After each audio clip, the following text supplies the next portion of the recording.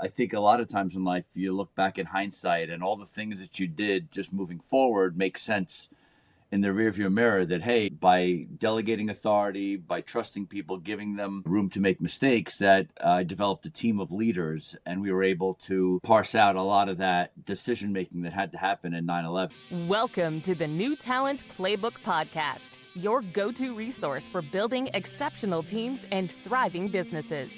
Each episode delivers actionable insights on harnessing offshore talent, integrating innovative technology, cultivating a vibrant company culture, and attracting and retaining top performers. Subscribe now to never miss an episode. For more resources, visit thenewtalentplaybookpodcast.com, where you can download this episode's free workbook designed to help you apply today's insight to your business. And now, here's your host, Rob Levin. Damon Gersh is an entrepreneur best known as the founder and former CEO of Maxons Restorations, New York's premier property damage restoration firm recognized for its leadership during 9/11 and Superstorm Sandy. A recipient of the Ernst & Young Entrepreneur of the Year Award, Damon has also co-founded national business organizations, including Restoration Affiliates, Gathering of Titans, and Hearts, a not-for-profit community organization supporting the arts. Now in his next chapter, Damon mentors and invests in entrepreneurs, real estate, and creative ventures, continuing his lifelong passion for leadership, collaboration, and impact. And before I welcome Damon, just a quick word. We had a technical glitch when we recorded this, so it might seem that we're wearing different clothes because we are. We recorded it over 2 different sessions, patching it all together. But the good news is we got Damon Gersh here to share his insights with us. Damon, welcome to the show. Great to be back, Rob. Thanks, Damon. Let's jump right in. So, Damon, you led Maxons, you led your teams through 9/11 and Superstorm Sandy. I'm sure they were both different, but monumental events in your business, the restoration business, or your former business, I should say. It's a huge, huge project. What did those moments teach you about building teams that stay calm and effective under the kind of pressure that you must have been under? Well, that could be a whole college course in and of itself, but I think I could break that down to probably 3 key ideas. One is that we were just focused on building the team and building leaders in the team. I understood that in order to scale my business, I needed to get out of the hub and spoke model where every decision went through me, that I was the limiting factor to my business. And through education, I learned that I needed to build a leadership team and trust them, provide them guidelines. So they had built those leadership muscles and those decision-making muscles. And we didn't know that we were preparing for that moment, but I think a lot of times in life, you look back in hindsight and all the things that you did just moving forward make sense in the rearview mirror that, hey, by delegating authority, by trusting people, giving them room to make mistakes, that I developed a team of leaders and we were able to parse out a lot of that decision making that had to happen in 9/11. And that was in all segments. I was dealing with the media, dealing with the labor, dealing with access to downtown, the ever-changing rules that happened, and the communication. So I think that first part is just doing the right thing, building your team going forward. And it may not always make sense going forward, but it makes sense backwards. And then I think the second part of that is when that day comes, the leader, everybody's looking to you for that tone. So projecting a air of confidence, calm, and control. I think even maybe internally, you may be really scared and uncertain. I think projecting that, because your team's going to take your cue from you. So in those moments, I felt the responsibility that all eyes are on me and they're taking their cue from me as the leader. And I needed to project authority, confidence, and trust in the team that we can get through this. And I think the third part about is communication is the key. So we ramped up to over 1,600 people working in Lower Manhattan, over dozens of sites, office buildings, St. Paul's Chapel, Trinity Church, thousands of apartments.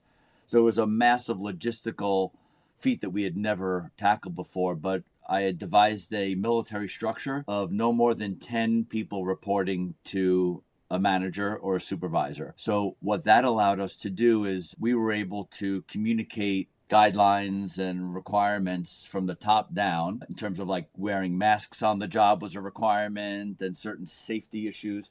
And then we were able to receive information from the front lines back up to our decision-making level, the leadership. So by having that communication channels open and having people have the ability to share what's going on and give clear direction, I think that's how we were able to manage such a massive project like that. Gotcha. So there's a whole bunch of things that I heard there. First of all, just in case if people aren't too familiar with the restoration business, you have these jobs that you kind of come and go, and then you have these massive events, which we said you went up to 1,600 people. How many people did you have the day before? Yeah, we use a network of subcontractors. Right. We used in that business.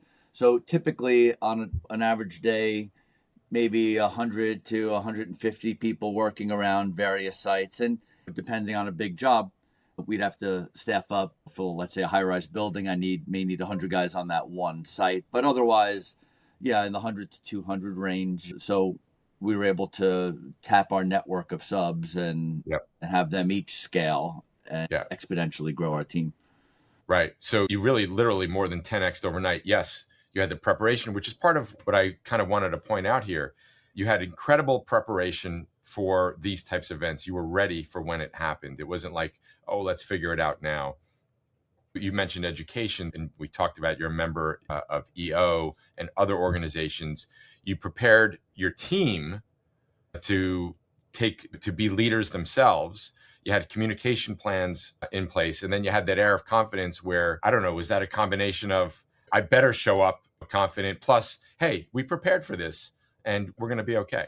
I think that's really insightful. It's a combination of, hey, you know what? I was prepared for this moment all my life. And the other one is, I'm scared and I got to fake it till I make it kind of thing. So it's really both. Yeah. Fair answer. And yeah, thanks for sharing that.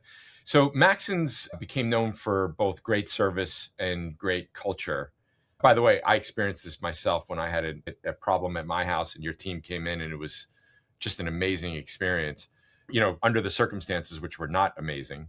What were the key things that you did to attract and keep such strong talent that delivered at that high level in such a demanding business? Yeah, I think it all goes back to my father, an old school entrepreneur. And I was fortunate enough to learn these old school principles of business from him. He was like a Dale Carnegie acolyte and really old school. And I was able to blend that with the technological revolution that happened in the 90s. And so it was like I had one foot in the old world and one in the new world. So it was an interesting time to become online as an entrepreneur. But I think these age-old principles is non-negotiable. Capability is non-negotiable. And really it comes down to the standards of an organization. And I think the leader is the embodiment of those standards. That you can expect what you inspect is a phrase I've heard a lot. But what are you willing to tolerate, right? And a lot of people tolerate mediocrity. And if that's what you're willing to tolerate, you're going to get mediocre people, you're going to get mediocre results.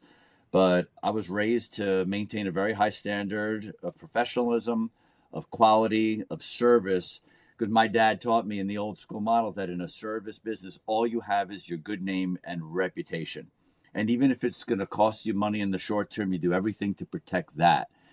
And it really was the distinguishing factor for us in the market, is that I joked that we sucked less than our competitors, that we just maintain a higher standard and expectations. And you know what? In terms of attracting and retaining staff, you attract and retain the right staff. Your reputation precedes you. Oh, they're the top company. If you're a top performer, you want to work for the top company. If you're a slacker, you're not going to cut it there and you're going to be exposed. And the culture itself is going to force you to self-select because the people around you won't tolerate it. It didn't even come from me as a leader kind of selecting. It's like the culture itself was at such a high level of standard of expectations that it was glaringly obvious if you were there for a job. So we had long-term perspective. We invested in our people. We cared about them as individuals and as professionals. We gave them professional development. And caring's a two-way street. By caring and investing in the people, I think that we had them care and invest it in the company. You can't expect people to care about you and be there for the long haul if you're not committed to them. So I think by attracting and retaining the right people and showing a genuine care, concern, and commitment to the team, That's how we were able to attract and retain top talent and really be the top performers in our industry. Yeah, thanks for sharing that. My headline on that, and also what I've learned myself, having several different companies with top cultures really attract top talent. I didn't really understand that in the past. And with Work Better Now, I certainly understand that, where we've had candidates say, no, I checked you guys out. I want to work for you. Yeah. And that's a really cool thing. And kudos to you for doing that so many years ago before it was in vogue. So Damon, when you stepped out of Maxons, what did you do either then, or I'm guessing before then, to enable the team to succeed without its founder? Well, as I said before, really, my job went from getting things done to making things happen. And making things happen in that category was developing leaders, right? Part of it was one of my goals early on, reading the E-Myth, which every entrepreneur should read. It's a very thin book, but very rich in understanding what it means to be an entrepreneur, why you're doing it, and how to kind of accomplish your goals and also scale your business. But I got really clear that freedom was really important for me. And that's why most entrepreneurs get into the self-employment game, right? Either you can't or you don't want to answer to somebody else, but you wind up working for the most unreasonable, demanding person in the world, yourself. So through leadership development myself and understanding what it means to scale, investing in the team and delegating authority. And that was a process of growing leaders so that I didn't have to be involved in setting even the strategy or holding people accountable. It was the system and the leaders I put in place. And for them, it was a tremendous opportunity because they're on a leadership journey. They were entrepreneurs within an entrepreneurial company, and they had tremendous creativity. They had to prove themselves to be worthy and capable of being creatives and coming up with strategies and plans and initiatives, and also having the people skills to lead. So I think it's probably most entrepreneurs' biggest legacy is to create entrepreneurs and grow leaders, because that's the stuff. Again, my dad was an old school entrepreneur for over 60 years, and we would run into people on the street. Oh, I used to work for your dad, and your dad, he sent me to design school, and I'm one of the top decorators in the Hamptons now because your dad believed in me and he told me that. So that belief in people that sometimes they don't see themselves, and the investment in their development, it's a two-way street in that it gives them tremendous opportunity and they contribute in a massive way to the organization, but it also gives you the freedom to scale and maybe clear some blank canvas for other initiatives, ideas, or interests that you may have.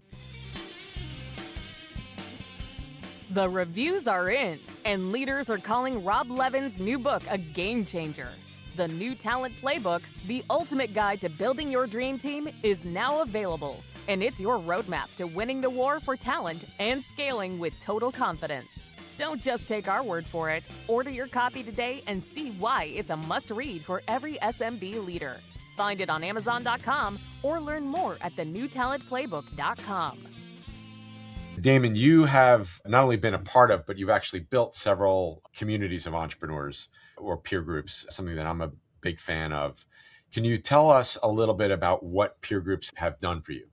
Well, when you own a business or you're a leader or entrepreneur, a lot of times it could be lonely in terms of there's not a lot of people who share your experience as a business owner or a leader of people. So if I had issues in my business, I can't really speak about them with my wife, right? And she certainly doesn't want to hear my complaining about my business, right. And a lot of times you can't talk to your friends about it because they may not own businesses. And you certainly can't talk to your employees about it because they don't want to hear the boss complaining. It's not a good look. Right. So I found it to be isolating being an entrepreneur, and you have all of these issues and all these questions and uncertainties as an entrepreneur. I found by being a part of these communities, you be with like-minded entrepreneurs who have similar experience. And what I found these communities allow you to do is two things. One, you're able to lift while you climb, right? A lot of entrepreneurs like to make an impact and help other people. That's something I've noticed, a very generous group. They just like to help. At the same time, they like to grow. They like to learn and grow. Typically, entrepreneurs are lifelong learners.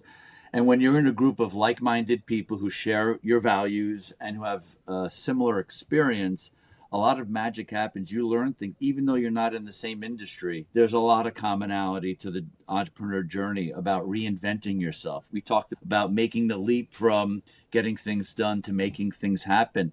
And that's not something most people experience. And also, it's such a multifaceted type of experience that you're involved in sales and marketing, you're involved in administration, you're involved in leadership and recruiting and retention and culture and finances and growth. There's so much to the job that a lot of people don't have shared experience. So to have people who can relate to you and have analogous experiences, even though it may not be in the same industry, you can learn a lot from each other. And it really creates a special bond in that community. Yeah, I couldn't agree more. And I have found that in a lot of these peer groups, for those of you who are not in one, often somebody will present an issue or a challenge, and then everybody else will share their experience.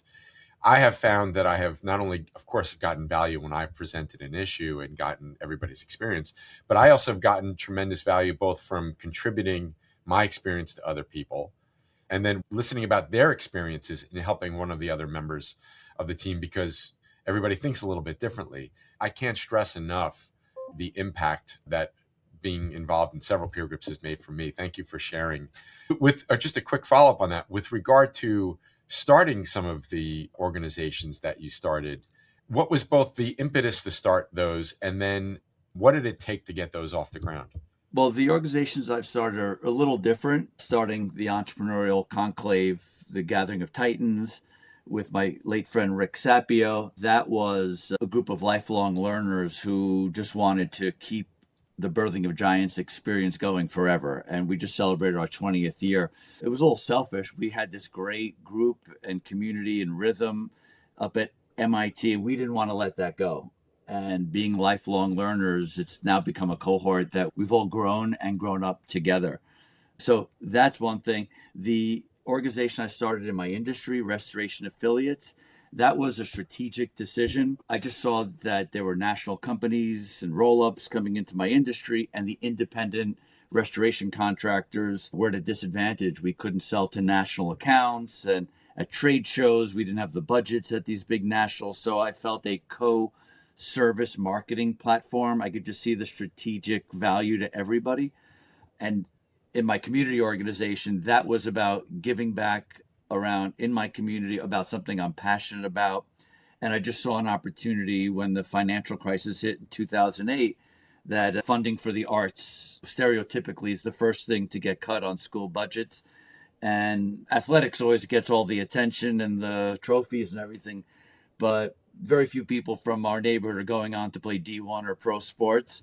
But it's possible that people our age and older can continue to make art and be involved in music, and it's an intrinsically valuable thing that adds so much value to life. So I just followed in each of these things. The common thread is building community of like-minded people who shared values, and in it more as a go-giver than as a go-getter. Yeah. So that impetus of giving back, like just having faith that you just do the right thing and build a great place. And there is a little bit of, if you build it, they will come. Like, you don't know if this is going to resonate with people as you think it will, but there's some faith that's involved. If I'm so passionate about it, everybody doesn't have to be. I just need to find the right people. Right. Yeah. Well said. Thank you. Damon, you now mentor entrepreneurs in a bunch of different industries. What patterns do you see in leaders and entrepreneurs who scale well versus those who hit a ceiling? Well, as I mentioned before, I highly recommend, if any entrepreneur hasn't read The E-Myth, it's kind of the seminal work. By It's Michael like, Gerber.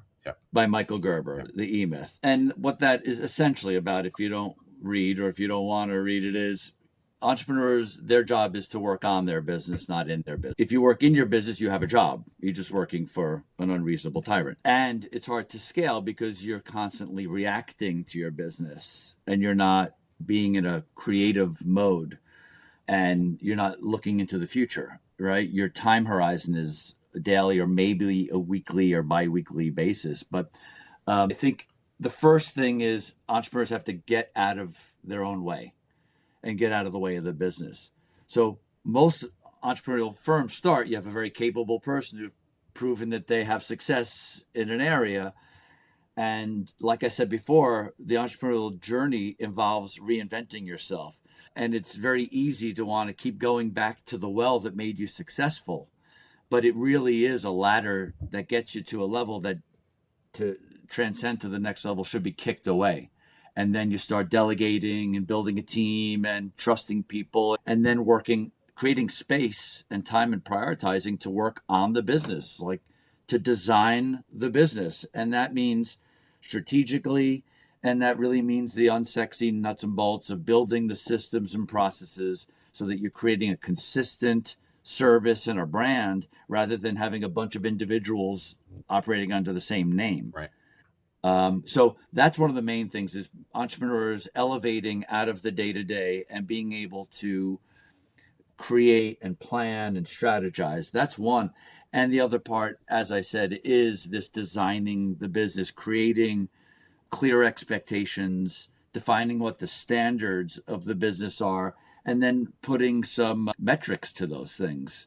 I find a lot of entrepreneurs, they're not using the tools that are available to them. And I never like to micromanage my team. I never wanted to be micromanaged, right?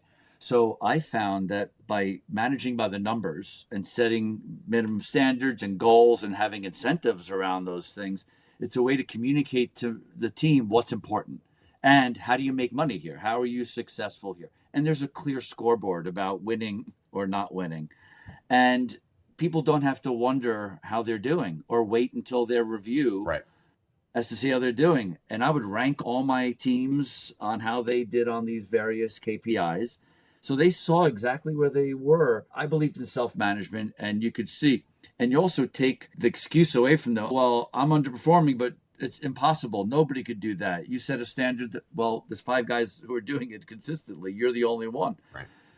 So having these things that turn it from a personal management company and doing company to a professional organization that has systems, structures, and processes that people can follow and standards that are clear and objective. I think those are the things that move you from a small company to a more professional organization. Yeah. And I think it's a choice that people end up making. Either they stay in their comfort zone where they don't want to change. They don't want to build the systems. They don't want to really delegate, build a leadership team. Or they say, all right, I'm up for it. And I'm curious, I have found that when I meet an entrepreneur of any age, it doesn't have to be a younger entrepreneur, and I'm speaking with them about business, within 3 or 4 minutes, I'll know if they're the type of person who's stuck working in their business or on their business. I don't know if you have found that same thing, but usually in a few minutes, you can just hear it in the way they speak. Yeah, it's what do they talk about? Right. It's like, what level are they at? And what happens is if you're stuck in the business and the operational part, and a lot of entrepreneurs I find are stuck in the sales role. They see themselves as the brand ambassador and I'm the main rainmaker and no one's going to do it as well as I can. If I hear that stuff, then I know that they're stuck because the things that get you to here are the things that hold you back from getting to there. Right. And you could even put numbers to it. The things that get you to 1 million hold you back from getting to 5 million. The things that get you to 5 million are the things that hold you back to getting to 10 and so on and so forth.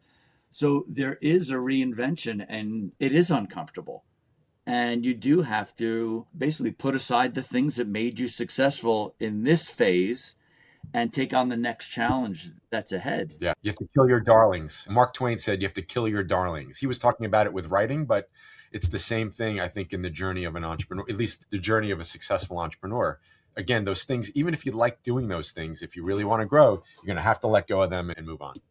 Exactly. And I think the other thing that you maybe rob yourself of, sorry to use your name, is the opportunity to actually be a leader.